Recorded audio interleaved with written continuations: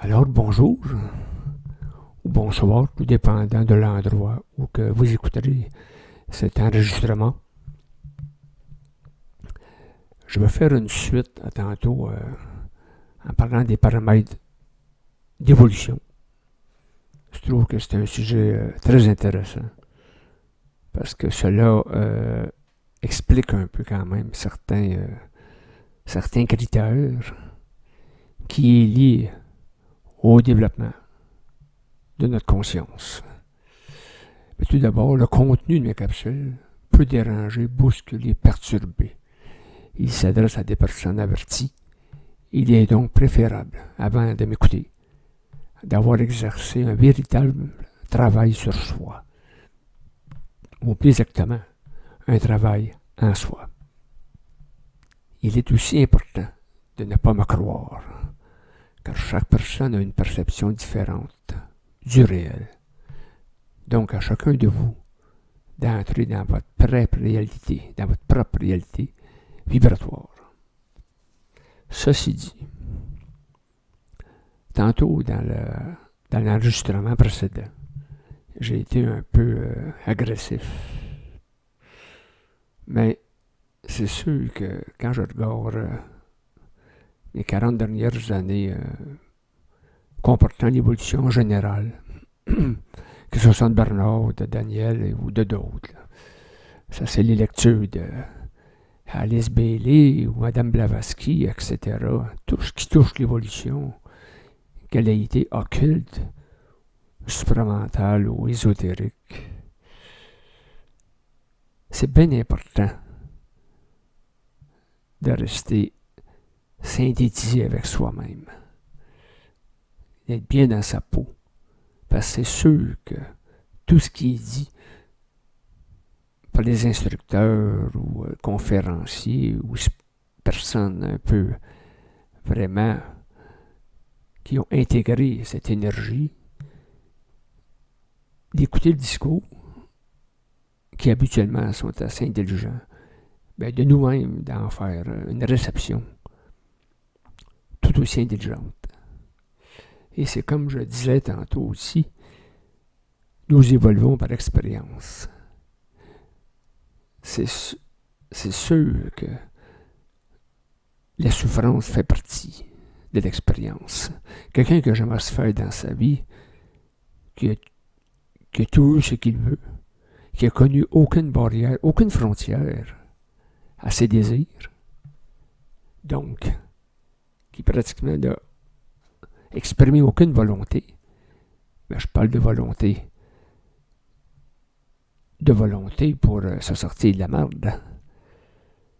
Je parle pas des gens comme ça qui ont des égos surdimensionnés, puis qui disent moi j'ai de la volonté, tu sais, avec une forme d'agressivité intérieure, un caractère puissant, et qui vont foncer, des fonceurs, quoi.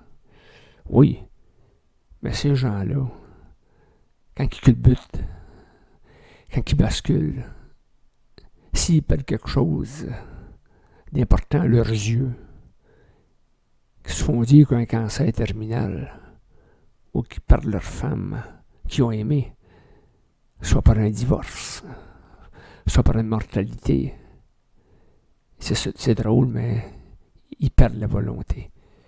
Souvent, ces gens-là vont développer des dépressions ou de l'agressivité. Et ça change complètement le comportement. Ça, c'est de la volonté de l'ego. C'est de l'intellect. Mais c'est pas une vibration. C'est pas cette intelligence ou cette volonté qui est exprimée dans l'instruction supplémentaire. C'est qu'il faut savoir se dominer dans la souffrance, s'habiter et non pas se laisser envahir par de l'ingérence dégénérative. C'est ça le jeu. Parce que la vie, c'est un jeu. Et concernant l'évolution, à savoir qu'il faut délaisser le jeu pour le tu ou pour le il, je n'ai rien contre ça. Mais si tu rentres dans ta conscience, dans l'intégration de ta conscience, c'est-à-dire que tu concrétises, que tu exprimes l'action au travers de la vibration qui t'habite, tu fais un bon bout de chemin.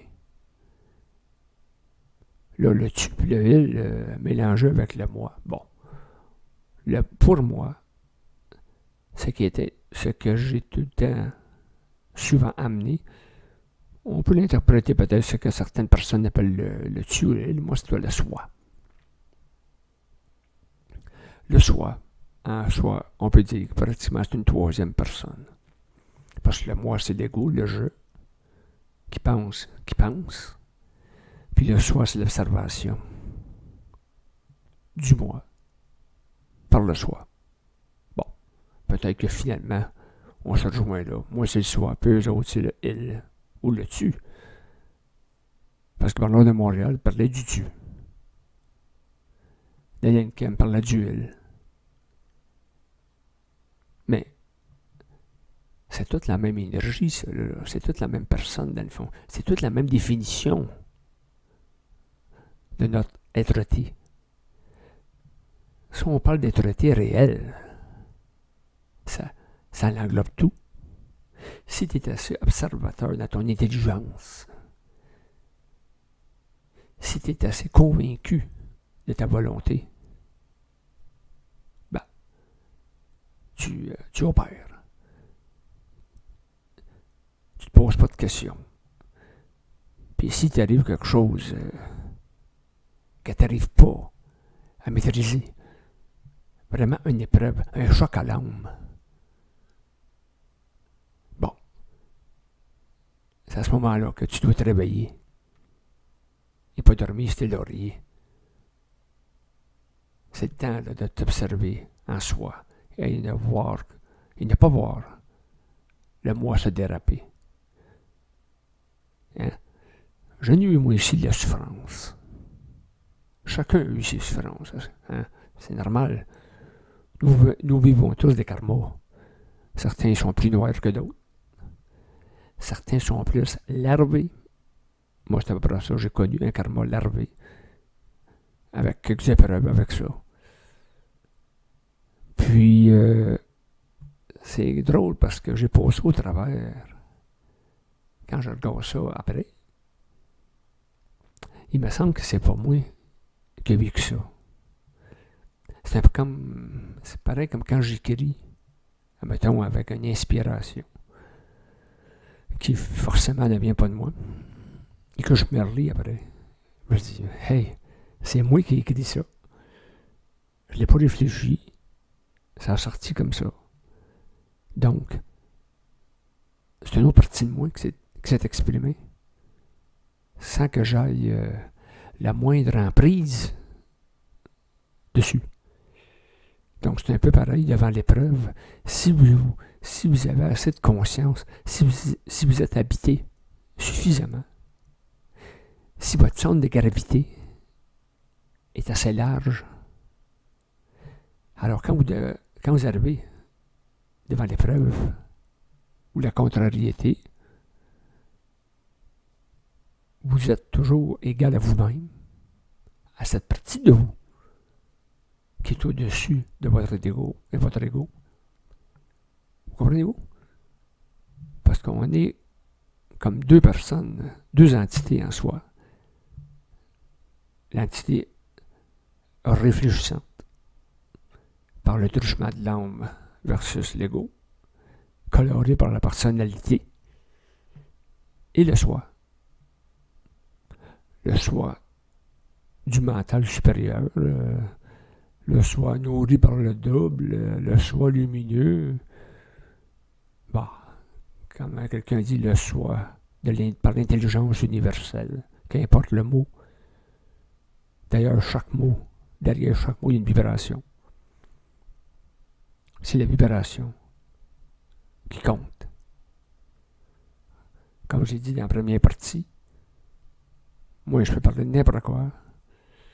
Vibration, elle s'ajuste. Une vibration, ça doit s'ajuster. Ça ne doit pas dévier. Sinon, il y a quelque chose qui ne marche pas.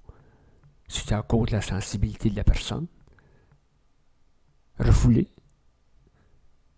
de l'indifférence, je sais pas. Ça, je connais pas ça. Fait que moi, pour moi, je peux parler de Satan comme parler de la lumière, je veux dire. J'ai pas de friction là-dessus, là, j'ai pas de mauvaise vibration.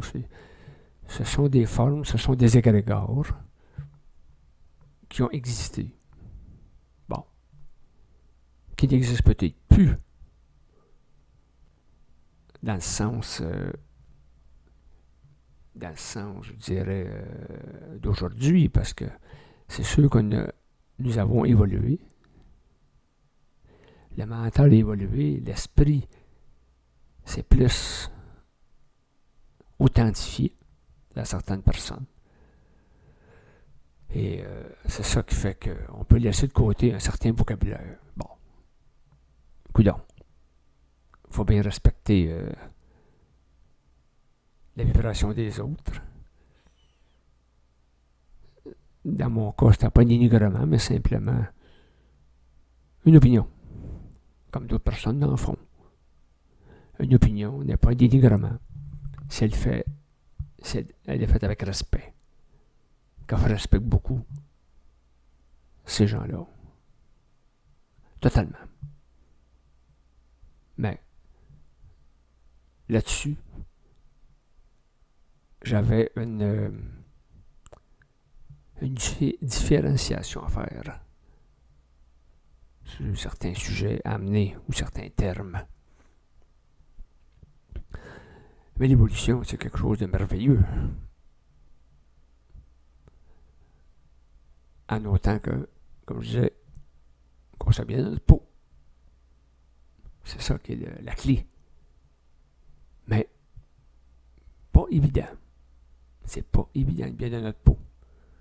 Moi, je ne suis pas rendu encore au grade, là. J'ai pas encore mon diplôme de cosmique là-dessus. Je travaille là-dessus.